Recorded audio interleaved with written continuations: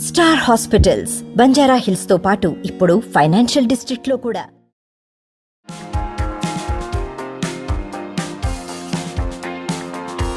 Adipurush cinema first review వచ్చేసింది. ఏంటి సినిమానే రిలీజ్ కాలేదు, రివ్యూ రావడం ఏంటి అనుకుంటున్నారా? రివ్యూ చెప్పింది సినిమా చూసిన ఆడియన్స్ కాదండి, సెన్సార్ మెంబర్స్.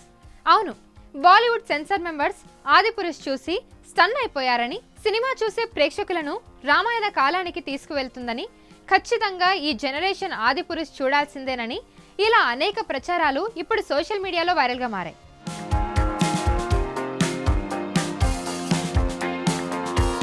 ముఖ్యంగా టీజర్ రిలీజ్ తర్వాత గ్రాఫిక్స్ మీద వచ్చిన నెగటివిటీని దర్శకుడు ఓమ్రాథ్ గుర్తించి వర్క్ చేయడం వల్ల సినిమా అవుట్పుట్ అద్భుతంగా ఉందని టాక్ నడుస్తుంది. మరి అభిమానుల నుంచి కూడా ఇదే పాజిటివ్ బజ్ వస్తే ఆదిపురుష్ సూపర్ హిట్ అవ్వడం గ్యారంటీగా కనిపిస్తుంది.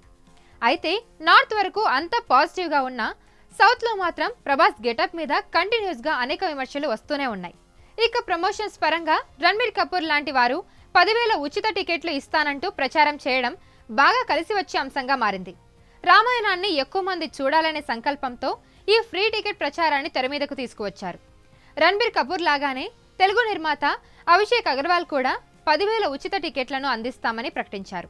ఇప్పుడు శ్రేయాస్ మీడియా శ్రీనివాస్ సైతం ఖమ్మం జిల్లాలోని ప్రతి రామాలయానికి ఆదిపురుష్ చిత్రం 101 టికెట్లను ఉచితంగా అందిస్తామని తెలియజేశారు.